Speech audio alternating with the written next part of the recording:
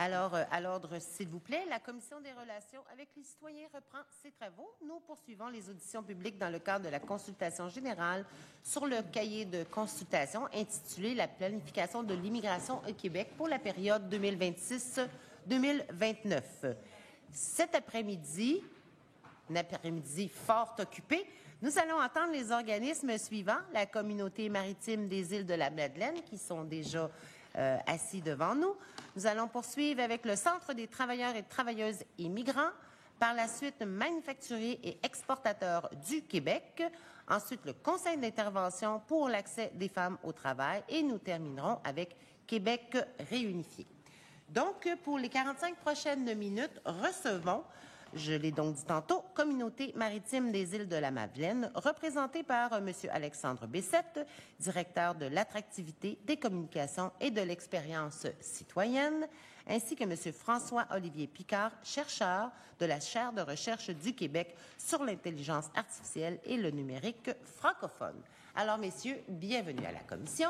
Vous allez avoir 10 minutes pour présenter l'essentiel de votre mémoire ainsi que les recommandations. Et par la suite, nous allons en discuter avec les parlementaires. Alors, le temps est à vous. Merci, Monsieur le ministre, Madame la Présidente, chers députés, François-Olivier, co-rédacteur du mémoire, et moi-même, Alexandre Bessette, directeur de l'attractivité, des communications et de l'expérience citoyenne pour la municipalité des Îles. Sommes honorés de vous présenter notre mémoire concernant la planification pluriannuelle de l'immigration au Québec.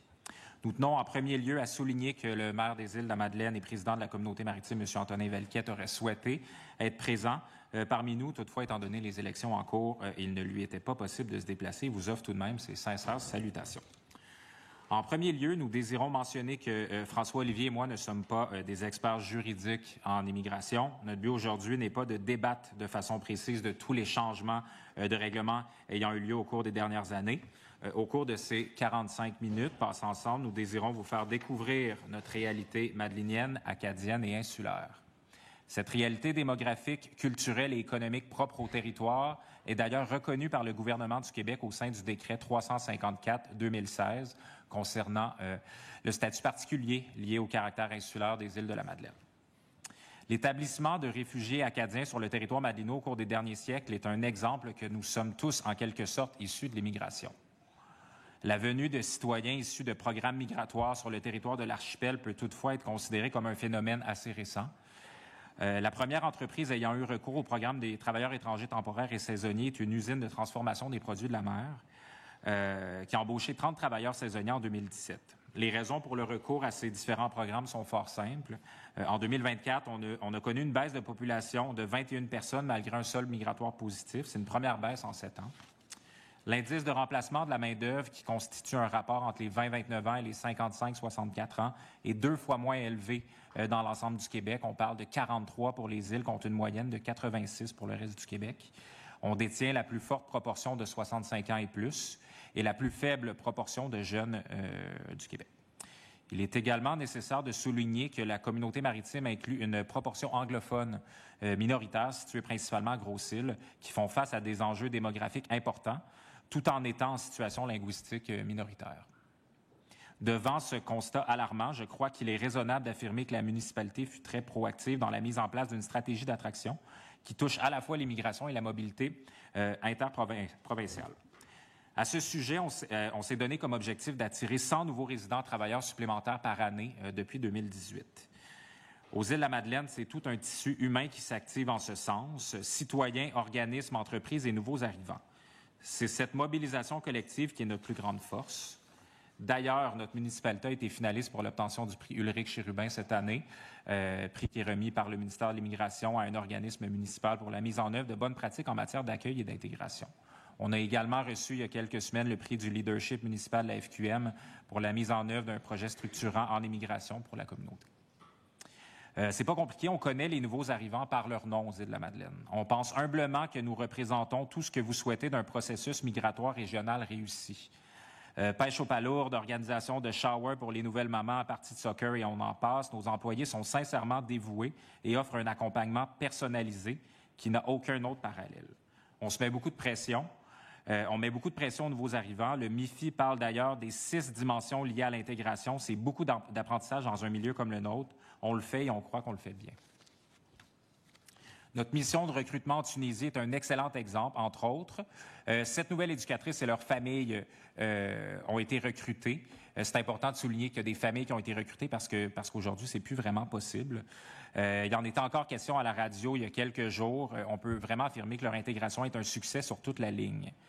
On rappelle que 40 des jeunes Madelinots qui arriveront en maternelle 4 ans n'auront pas eu accès à un service de garde reconnu et que nos CPE, qui ont des installations pratiquement neuves, ont encore de la place pour accueillir des dizaines de jeunes supplémentaires, mais faute de personnel, on ne peut pas le faire. Ceci n'est qu'un bref exemple de l'ampleur des enjeux démographiques propres à l'archipel qui touchent bien évidemment le secteur des pêches, mais aussi de la santé et des services sociaux, de l'administration et du secteur agroalimentaire.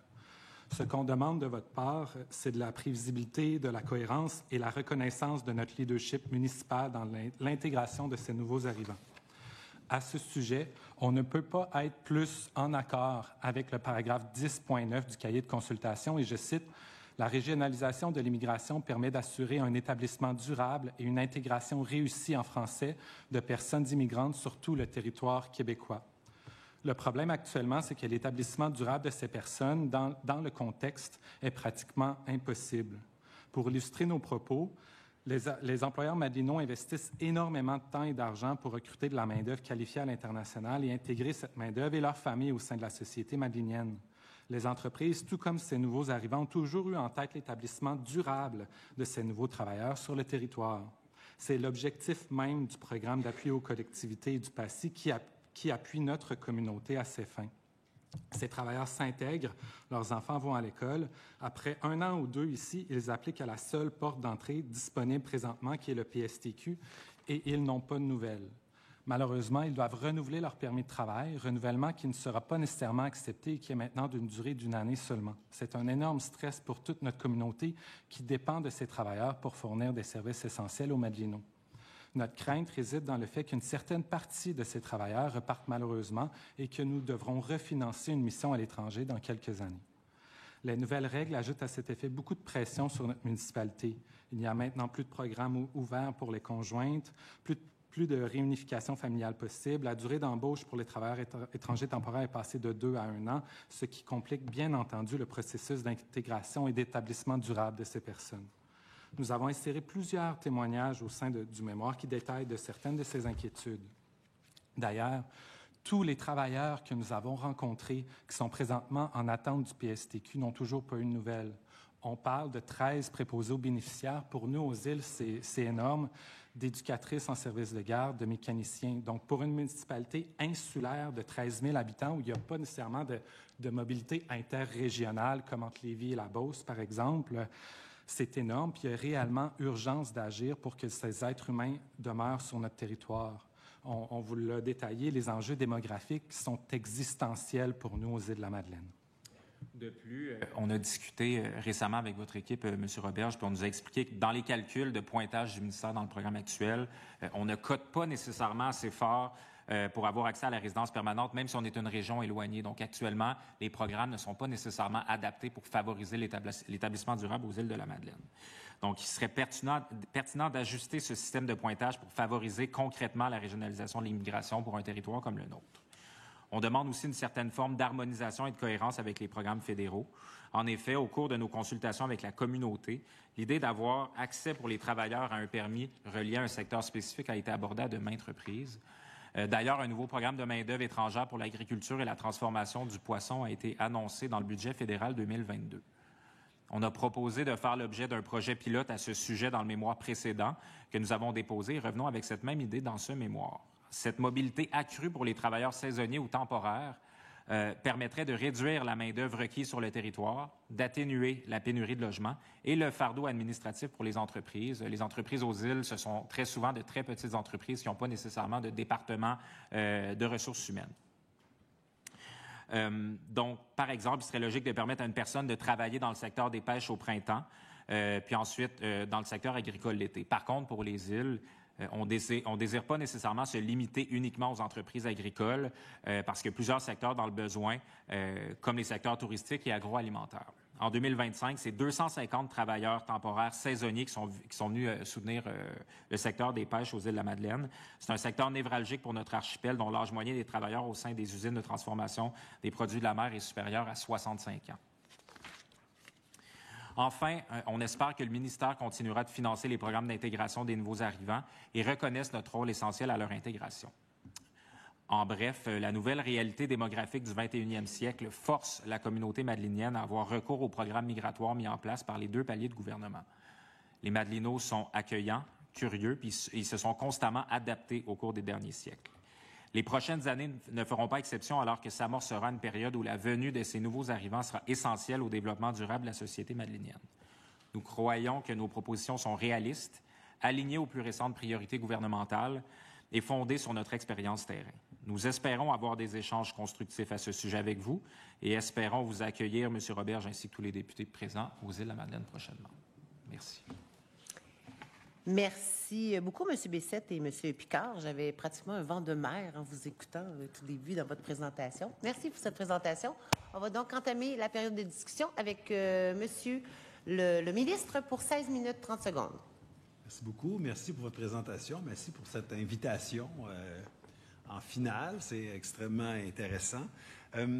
Vous avez parlé de travailleurs étrangers temporaires. Vous avez parlé de permis flexibles ou qui permettraient à des gens de changer d'employeur, mais aussi de secteur. Pouvez-vous me préciser un peu plus ce que vous souhaiteriez là, comme modalité de permis, puis combien de personnes ça pourrait toucher chez vous? Oui, avec plaisir. Merci pour la question. En fait, on avait essayé de le faire par nous-mêmes avec la Chambre de commerce comme partenaire, puis avec des entreprises du milieu il y a quelques années. Mais on a été confrontés à des démarches administratives super compliquées qui demandaient aux entreprises de déposer 2 EIMT différentes, puis de quand même faire le processus pour essayer d'arrimer les dates selon la fin des différents contrats. Ce qui arrive, par exemple, pour le secteur des pêches aux îles, la pêche est à plein régime, disons, de mars environ à aller jusqu'à juillet. Puis après ça, au mois d'août, bien, il y a une baisse, puis il y a beaucoup de travailleurs qui requittent vers leur pays pour revenir après ça pour la pêche d'automne. Puis à ce moment-là, on est au plus fort du secteur touristique. Le mois d'août, c'est le plus gros mois aux îles de la Madeleine. Puis il y a des besoins dans ce secteur-là qu'on a mis comme exemple. L'idée, ce ne serait pas nécessairement de commencer avec les 250 travailleurs étrangers temporaires saisonniers, comme on l'a mentionné en introduction, mais de commencer tranquillement avec peut-être 4 ou 5 employeurs. Comme on le disait, on connaît pratiquement tous les travailleurs étrangers temporaires sur le territoire.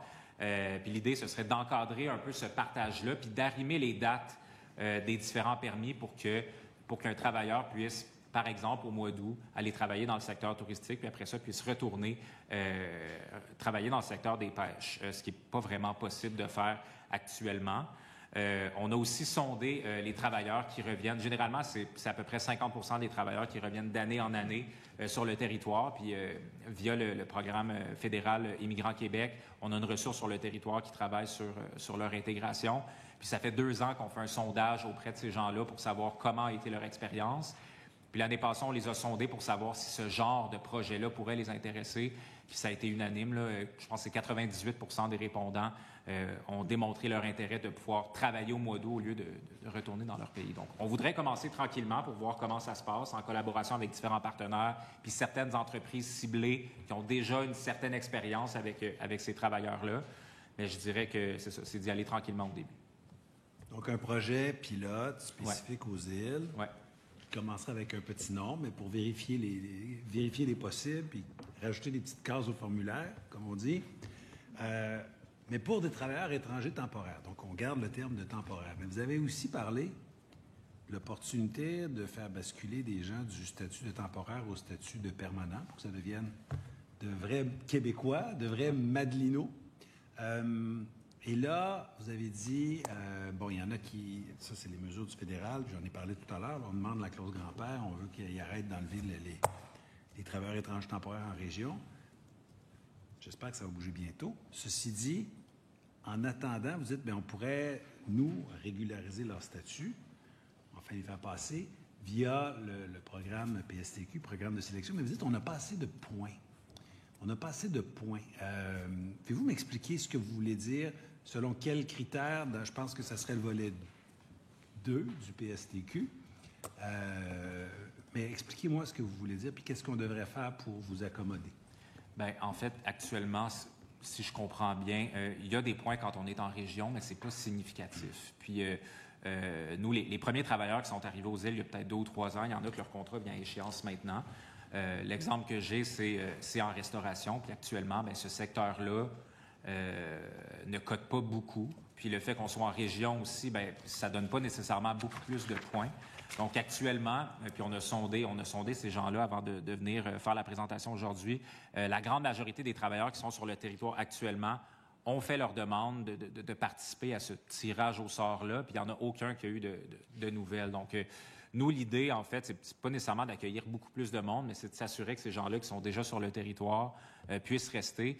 Mais actuellement, j'ai l'impression qu'on a de la misère à sortir du lot, malgré les défis qu'on a en région très éloignée. Donc, c'est ça. J'ai l'impression actuellement que le système de pointage ne favorise pas nécessairement les régions les plus éloignées. Si je peux me permettre, aussi, ce ne sont pas des emplois ultra hautement qualifiés. Ce sont par exemple des éducatrices en CPE, des mécaniciens, des préposés aux bénéficiaires qui apportent énormément à la communauté, mais évidemment qui n'ont pas de doctorat, ce ne sont pas des ingénieurs. Donc, c'est notre réalité propre madelinienne. Et juste pour vous donner un contexte, il y a 0,8 % des personnes qui habitent aux îles qui sont nées à l'étranger, selon Statistique Canada. Au Québec, c'est 15 % et au Canada, c'est 25 %. Donc, il est évident qu'on a une certaine capacité d'accueil. Définitivement. Et donc d'intégration aussi.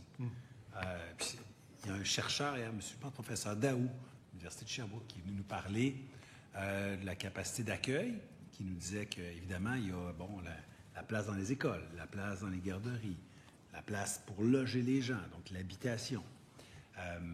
Puis, il nous disait aussi, bien, l'acceptabilité sociale, c'est-à-dire le désir de la population locale d'accueillir ces personnes-là dans tous les sens du terme. Donc, ce que vous me dites, c'est que, de votre point de vue, il y a cette acceptabilité-là, puis qu'il y a donc une capacité d'accueil qui est là. En tout cas, vous avez mentionné tout à l'heure CPE, école, logement, je n'ai pas l'information ici. On parlerait de combien de personnes qui sont en ce moment sur la fin de leur permis de travailleurs étrangers temporaires et qui craignent qu'avec les mesures du gouvernement fédéral, ils devraient retourner chez eux? Bien, en date d'aujourd'hui, on parle d'environ une vingtaine de personnes. Il y a des familles là-dedans aussi. Fait que je dirais entre 20 et 30 au cours des prochaines semaines qui auront des contrats qui vont se terminer. Au cours des 3 ou 4 dernières années, on a attiré un total de 110 personnes, si je ne me trompe pas, issues de l'immigration sur le territoire. Donc, c'est près du tiers de ces personnes-là que leur contrat vient à échéance au cours des prochaines semaines. Merci beaucoup pour cet échange. J'ai des collègues qui veulent poursuivre les discussions avec vous. Merci beaucoup. Alors, la députée de Soulanges, il reste encore 9 minutes 25 secondes. Merci beaucoup, Mme la Présidente. Bonsoir, bonjour, bonsoir. Il est quand même presque le soir. Dans le cadre des récentes discussions gouvernementales, la clause grand-père est proposée comme un levier essentiel pour permettre aux employeurs en région, notamment dans la vôtre, de conserver leurs travailleurs étrangers temporaires déjà en poste. Malgré les nouvelles restrictions fédérales, est-ce que vous considérez que cette clause grand-père comme un appui pertinent et nécessaire pour assurer la stabilité de la main-d'œuvre dans votre région? Et quels bénéfices spécifiques attendez-vous de la mise en œuvre et quels impacts prévoyeriez-vous à défaut d'une telle mesure? Merci pour la question. J'ai l'impression que oui, ce serait une bonne avenue. C'est certain que nous, ce qu'on aimerait prioriser avec ces gens-là qui sont déjà aux îles, ce serait de migrer vers la permanence. Donc, oui, de renouveler. Si vraiment c'est la seule option qu'on a, oui, de renouveler leur contrat de travail sur plusieurs années, mais c'est certain qu'on prioriserait la permanence pour que ces gens-là restent sur le territoire. Après ça, au niveau de la clause grand-père, je ne connais pas exactement les formalités. Tu sais, est-ce qu'on parle du ratio de travailleurs étrangers temporaires par entreprise? Est-ce que c'est vraiment de leur permettre de rester indéfiniment sur le territoire? Mais c'est certain que si ça leur permet d'obtenir leur résidence permanente, bien, pour nous, ce serait vraiment une belle victoire. Là. Et si cette clause grand-père-là permet d'aller dans les anciennes normes qui permettaient d'avoir un permis de travail ouvert pour le conjoint ou la conjointe. C'est sûr que ça l'aiderait beaucoup parce qu'il y a, par exemple, Martin de chez Jean Coutu qui a fait la mission à l'étranger en Tunisie et qui, là, il y a des personnes qui prévoyaient venir travailler chez Jean Coutu, mais étant donné qu'ils ne pouvaient pas venir avec leur famille et leurs enfants, c'est sûr que là, certaines personnes ont décidé de décliner l'invitation de venir travailler chez Jean Coutu, étant donné ces règles-là. Donc, on aimerait que la clause grand-père inclue le 2 ans pour le programme de travailleurs étrangers temporaires, qu'on permette également, comme il était le cas auparavant, la venue des conjoints et des familles. J'aurais une autre question, Madame la Présidente, une petite dernière. En fait, vos entreprises, comme vous êtes sur une île, quand ils ont besoin de main-d'œuvre, est-ce que le premier réflexe, c'est de recruter à l'international ou vous allez tout d'abord voir au Québec s'il y a des gens qui seraient intéressés à aller chez vous? On sait que depuis la pandémie, vous êtes très populaire. J'ai plein d'amis, moi, qui aimeraient ça aller chez vous, mais je ne sais pas s'ils sont au courant que vous avez des besoins de main-d'œuvre. Est-ce que vous faites en premier un recrutement ici au Québec ou bien pour vous, c'est peut-être plus facile d'aller à l'international?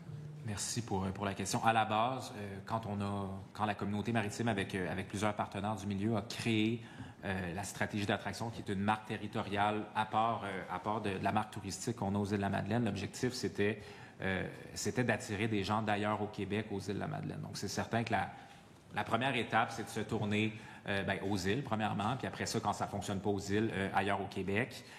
On a un sol migratoire depuis 2018 de près de 922 de plus de population. Donc, tu sais, c'est peut-être pas énorme pour d'autres régions du Québec, mais pour les îles, ça représente un village au complet.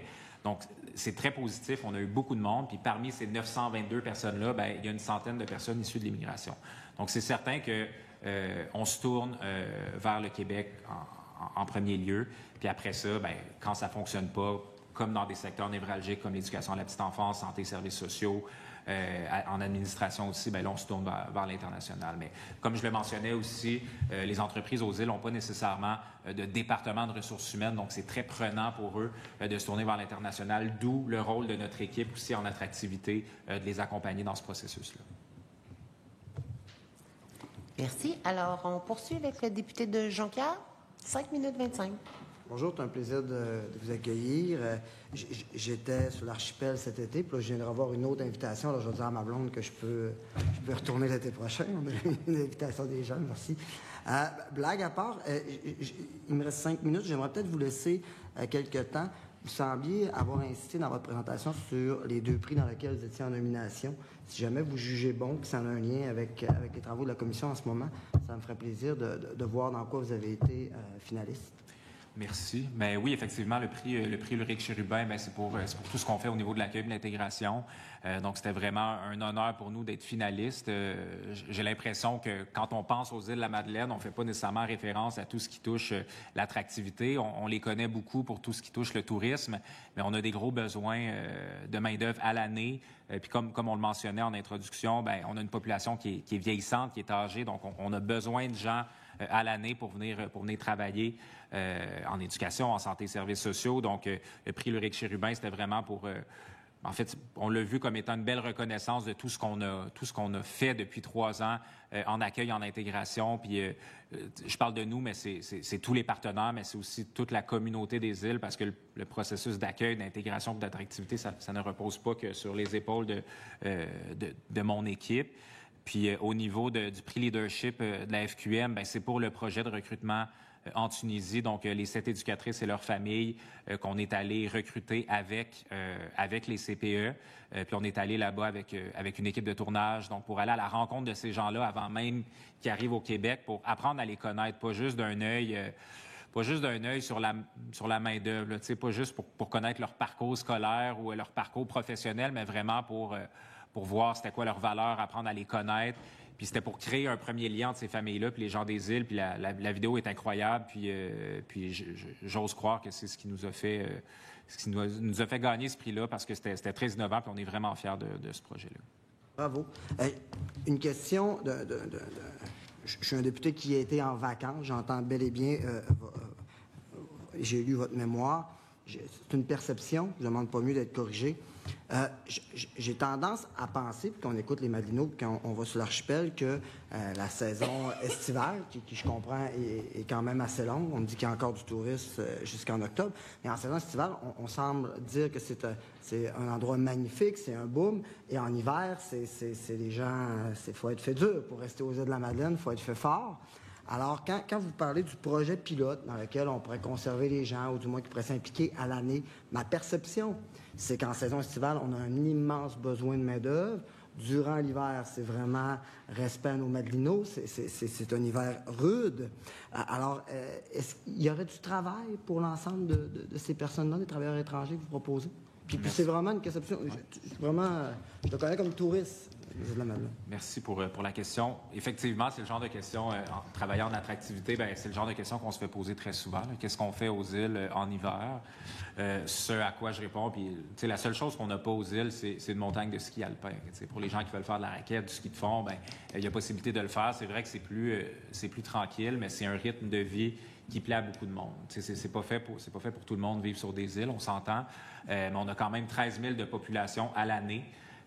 Donc oui, il y a des besoins à l'année. On avait fait, Service Québec avait fait en 2019 une gestion prévisionnelle de la main-d'œuvre. Puis on parlait de près de 2500 postes à combler au cours des prochaines années avec tous les départs à la retraite à venir, la création de nouveaux postes. Puis ça, on parle de postes à l'année. Le secteur des pêches n'était pas inclus dans ce sondage-là. Donc, il y a des gros besoins à l'année. Puis c'est l'objectif primaire de la démarche en attractivité. Oui, le secteur touristique, c'est un secteur primaire, mais ce qu'on cherche à attirer principalement, c'est des gens qui vont venir prêter main forte à l'année. Est-ce qu'il nous reste du temps? 1 minute 11. 1 minute 11. Oui, je vais vous laisser. En complément, lorsque on faisait des entrevues pour écrire le mémoire, il y a des employés qui s'occupent de l'attractivité qui mentionnaient qu'il y a des immigrants, il y a des réfugiés, que les grandes villes comme Montréal ou comme Québec, c'est pas fait pour eux, et d'être capable de voir le lever de soleil sur le bord de la mer et d'aller marcher et se baigner à l'année en eau froide, ça fait du bien. Puis il y a des personnes qui ont vécu des traumatismes, et d'avoir cette sécurité de ne pas barrer les portes de leur voiture ni de leur maison, pour eux, c'est important, et ce cadre de vie paisible-là peut convenir à certains immigrants, bien que l'hiver soit effectivement parfois rude. Difficile pour moi de poursuivre après de telles belles images. Merci. Mais pas l'eau froide. Merci beaucoup. Alors, on va poursuivre avec le député d'Acadie pour 9 minutes 54. Merci, Madame la Présidente. Alors, M. Bessette-Picard, bienvenue. Merci d'être là. Merci pour votre mémoire. À la fin de votre mémoire, dans les annexes, vous avez inclus une copie d'un décret du gouvernement du Québec, le 350-2016, qui reconnaît les contraintes structurelles de l'agglomération des Îles-de-la-Madeleine. Et dans le décret, il y a un attendu qui souligne qu'il est opportun que chaque ministère, organisme et entreprise, compris dans l'administration, module ses interventions afin de tenir compte des enjeux et des contraintes particulières de l'agglomération des Îles-de-la-Madeleine, ainsi que de son caractère unique en raison de son insularité, de son isolement lié à sa position géographique au centre du golfe du Saint-Laurent. Est-ce que ça fonctionne? Est-ce que l'administration en tient compte? Est-ce qu'au niveau de l'immigration, on fait en sorte qu'il y a une attention particulière qui est accordée conformément au décret? Merci pour la question. C'est difficile à dire. Je vais vous donner l'exemple. Quand on se tourne vers l'international, les entreprises des îles, comme on parle de bas salaires pour la grande majorité, c'est les entreprises des îles qui sont responsables de payer les déplacements de ces gens-là. Par exemple, la Tunisie vers les îles. Puis pour participer, par exemple, aussi à ce genre de mission-là, les entreprises doivent payer un vol des îles vers Montréal, puis après ça, de Montréal vers la Tunisie. Mais souvent, le vol de Montréal vers les îles coûte plus cher que de Montréal vers la Tunisie. Donc, c'est certain que de se tourner vers l'international, ça coûte plus cher. Donc, à ce niveau-là, non, j'ai pas l'impression que c'est adapté.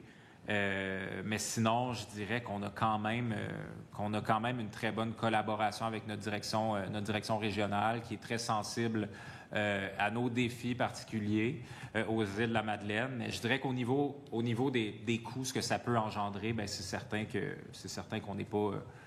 c'est pas nécessairement reconnu via ce décret-là pour ce qui touche l'immigration.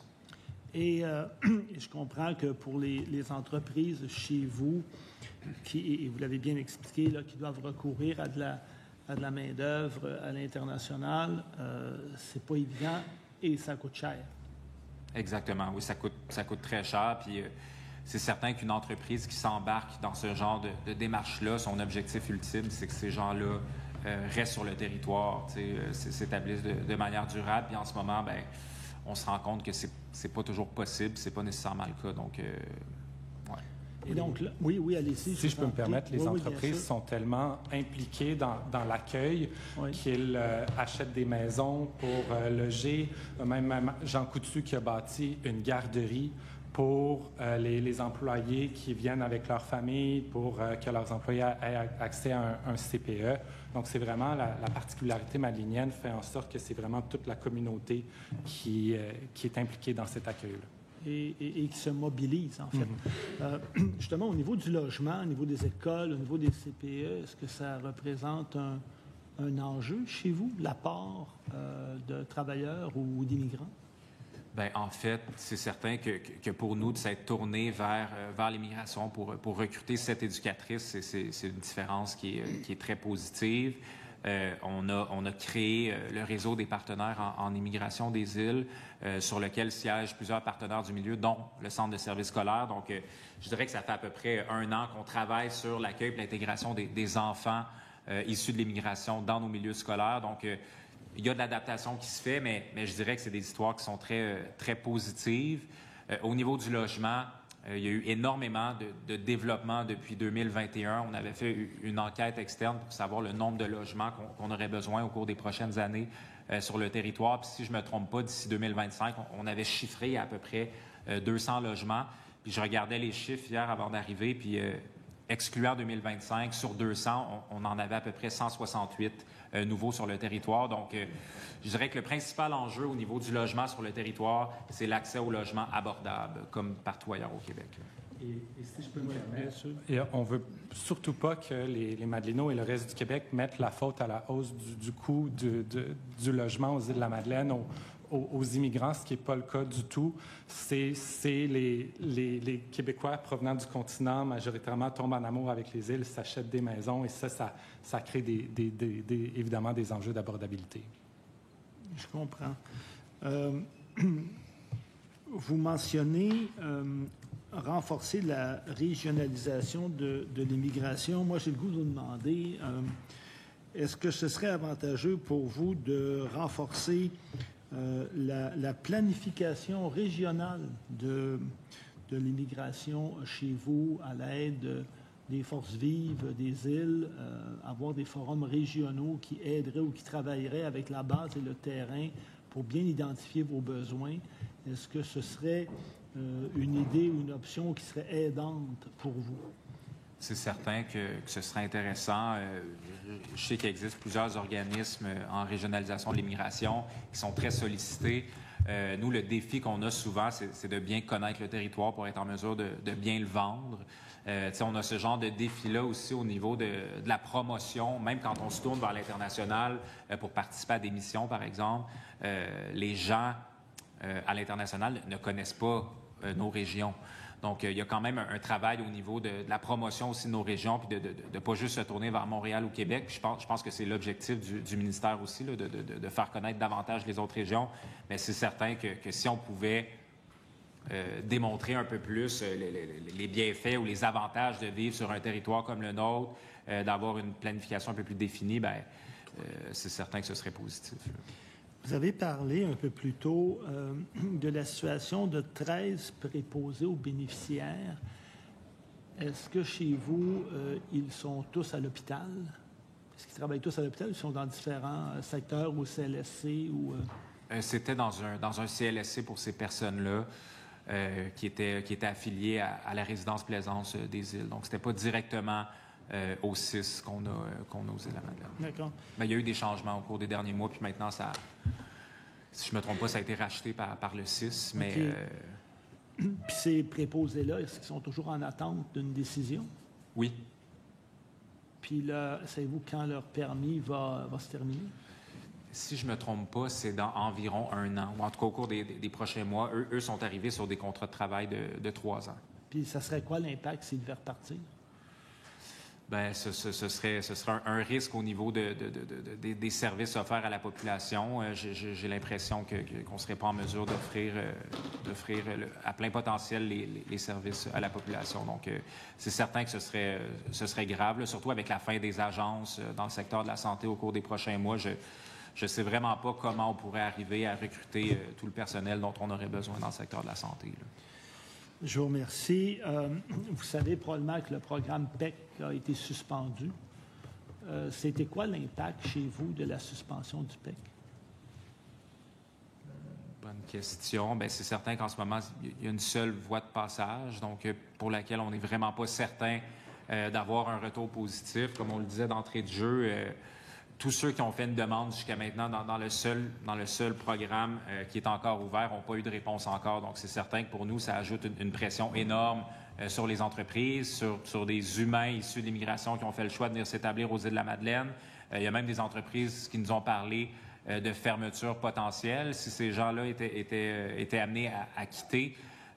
Pendant la pandémie, on s'est habitué des fois à avoir des heures de service moins grandes. Sauf que là, tranquillement, on sentait que ça revenait à la normale. Mais là, si vraiment il y avait des départs à venir au cours des prochains mois, bien, on reviendrait à soit des services très limités ou même des fermetures. Puis ça, bien, l'impact serait directement sur la population des îles, là. Puis je comprends, quand vous faites référence à l'autre programme, vous faites référence au PSTQ? Oui. OK. Et là, vous n'avez pas de réponse? On n'a pas de réponse, non. D'accord. Très bien, je vous remercie.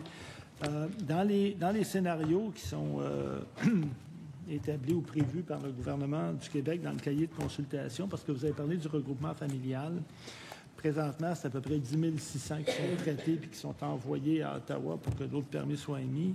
Dans le scénario A, le regroupement familial, ça tomberait à 5 800. Ça serait quoi l'impact chez vous? Rapidement. Bien, c'est certain que ce ne serait pas nécessairement une bonne nouvelle. Avec les programmes actuels, on a déjà de la difficulté à avoir des retours. Donc, si on limitait encore plus, j'aurais du mal à voir comment est-ce qu'on pourrait sortir du lot puis s'assurer qu'il y ait un regroupement familial aux îles de la Madeleine. Donc, c'est certain que ce ne serait pas positif pour les îles de limiter davantage. Merci. C'est tout le temps qu'on avait pour le temps de l'opposition officielle, mais on poursuit les discussions avec le deuxième groupe d'opposition pour 3 minutes 18 secondes. Merci beaucoup. Je vais rester là-dessus parce que dans les défis rencontrés, vous en parlez dans votre mémoire, là, à la page 13, la réunification familiale par ailleurs. Il y a un article aujourd'hui qui nous provient d'une discussion avec l'organisme Québec Réunifié qu'on va entendre un petit peu plus tard, qui parle d'un délai d'attente qui pourrait s'étirer jusqu'à 5 ans. Donc, vous en parlez, là, la contrainte dans vos défis rencontrés. Vous dites que l'immigration par la réunification familiale ne sera plus possible au Québec jusqu'en juin 26. Comment ça vous impacte, ça? Puis, si je peux me permettre, arriver aux Îles-de-la-Madeleine, c'est complexe. C'est une culture madelinienne, c'est une culture acadienne. L'hiver est rude. Et quand on arrive en famille, notre réseau s'élargit. Donc, nos enfants vont à l'école, on s'intègre beaucoup plus facilement, on participe aux activités des enfants également, que ce soit dans la bibliothèque ou autre. Donc, quand on parle d'intégration durable, venir en famille, évidemment que c'est beaucoup plus souple, c'est beaucoup plus facile que venir seul, s'ennuyer de sa famille. Et c'est sûr que si on n'est pas capable de la faire venir, on va redéménager par la suite. Donc, pour nous, une intégration durable sur un territoire signifie la venue en famille. Excellent. Tout à fait. Ce sont des valeurs familiales qui sont très chères aux Québécois et aux Québécoises. Vous parlez aussi de la fermeture du bureau d'aide juridique de Québec comme étant problématique, comme un défi que vous avez rencontré. Pouvez-vous nous en dire davantage? C'est le fait que, et tu me corrigeras, il n'y a évidemment pas de bureau du ministère de l'Immigration du Québec aux Îles-de-la-Madeleine. Alors, quand on a des questions ou quoi que ce soit, c'est sûr qu'on doit se référer souvent au continent. Et ce bureau-là, de mémoire, était situé à Québec. Donc, quand on ferme encore plus de services, étant donné qu'on est loin, souvent, pas de transport en commun, tout se fait en ligne, c'est sûr que quand on a des services, aussi humbles soient-ils, c'est bien de les garder. Tantôt, vous avez dit que vous avez évalué la possibilité du permis de travail pour les îles régionales avec les communautés d'affaires, avec la communauté d'affaires, que finalement, c'était plutôt compliqué au niveau des 2 EIMT puis avec le changement saisonnier. Mais la communauté d'affaires embarquée, elle n'était pas réfractaire à la proposition. Oui, absolument. Ce qui est quand même, puisqu'on le sait que dans d'autres contextes, on nous dit d'autres choses. Les partenaires du marché du travail au niveau québécois, on dit d'autres choses, mais pour les îles, ça serait applicable. Oui, absolument. On avait l'intérêt de plusieurs entreprises. C'est certain qu'on ne voulait pas partir en grande pompe puis avec plusieurs entreprises. On voulait commencer tranquillement pour voir comment ça se déroulait, mais on a beaucoup d'entreprises qui avaient levé la main. Puis ça fait 2 ou 3 ans qu'on se fait relancer chaque été pour nous demander si ce genre de projet-là va avoir lieu ou non. Puis, c'est ça, malheureusement, on a eu un retour de notre direction régionale il y a quelques mois pour nous dire que c'était pas possible actuellement d'avoir ce genre de projet-là, mais la communauté d'affaires était partante, puis les travailleurs aussi étaient partants. Là. Les gens qui, justement, repartent pour du saisonnier, est-ce qu'ils sont capables d'accumuler assez mois de travail pendant leur permis de travail pour avoir un statut permanent? Non, c'est ça qui arrive aussi exactement. Pour ceux qui travaillent dans les usines de transformation des produits de la mer, reste 5-6 mois, puis l'expérience n'est pas reconnue, même s'ils viennent depuis 5-6 ans sur le territoire des îles, qui ont une conjointe des îles de la Madeleine maintenant. Merci beaucoup. Merci. Le temps file vite. On termine avec le député d'Arthabasca, 3 minutes 18. Merci, Madame la Présidente. Merci pour votre présentation. Si je comprends bien, pour les îles de la Madeleine, en ce moment, ça va comme il faut, là. Vous avez une bonne intégration. Il y a des gens qui viennent chez vous. Il n'y a pas une pression indue sur les services. Sur le logement, ça se passe bien aussi. Pour l'apprentissage du français, ça ne semble pas être un enjeu. Si on pense au pont qu'on veut créer de l'immigration temporaire vers l'immigration permanente aux îles de la Madeleine, il y a peut-être un enjeu qui pourrait y avoir, c'est la rétention. Est-ce qu'il y a des garanties? Est-ce que vous voyez des façons de vous assurer que les familles restent aux îles de la Madeleine? Vous avez toujours quand même une crainte que peut-être des gens, en obtenant la résidence permanente, et donc la possibilité de se déplacer partout, hein, parce que là, on parle souvent des permis fermés, donc qui quittent les îles de la Madeleine. Bien, ça fait partie de la vie, je dirais. Effectivement, c'est un risque, mais au même titre que moi, qui viens du Grand Montréal, a décidé d'aller aux îles il y a 5 ans, bien, il y aurait un risque que je décide demain matin de quitter, donc au même titre que n'importe quelle autre région. Puis au niveau, oui, ça va somme toute quand même bien. On s'est responsabilisé au niveau de la francisation. Il y a le groupe Collégia qui offre des cours de français maintenant sur le territoire. On peut passer son examen aussi de français sur le territoire maintenant. Donc oui, c'est quelques bons coups. Mais effectivement, le défi qu'on a aux îles, c'est la rétention, puis c'est pas juste au niveau de l'immigration. Est-ce que les personnes qui arrivent, là, je parle des nouveaux arrivants, qu'ils soient temporaires ou permanents, qui arrivent chez vous, parlent français d'abord, surtout, ou ce sont des gens qui doivent être francisés? La grande majorité parle français. Je dirais dans le secteur des pêches, c'est principalement des gens qui parlent espagnol. Par contre, avec le comité sectoriel de main-d'œuvre des pêches, il y a eu des projets pilotes dans les dernières années pour donner des cours de français à ces gens-là. Puis ça fonctionne super bien. Mais pour les gens, sinon, qui viennent comme immigrants temporaires sur des contrats de 1, 2 ou 3 ans, les missions auxquelles on a participé, bien, c'était dans des régions francophones. Donc, pour les entreprises, par exemple, parce qu'on a parlé du nombre de travailleurs temporaires dans les entreprises qui devait être, à une époque, c'était 20 % ça a été ramené à 10 % Est-ce que c'était un enjeu qui vous touchait, ça? Est-ce qu'il arrive parfois qu'on est à 10 ou 20 % dans les entreprises de travailleurs étrangers? Actuellement, oui. Il y en a une entreprise en restauration que ça affecte puis qui est à risque de fermer ou de réduire ses heures de service parce qu'il y a plusieurs contrats de travail qui viennent à échéance au cours des prochaines semaines. Donc, il ne sait pas quoi faire pour retenir ces gens-là qui sont déménagés avec leur famille au cours des 2 dernières années.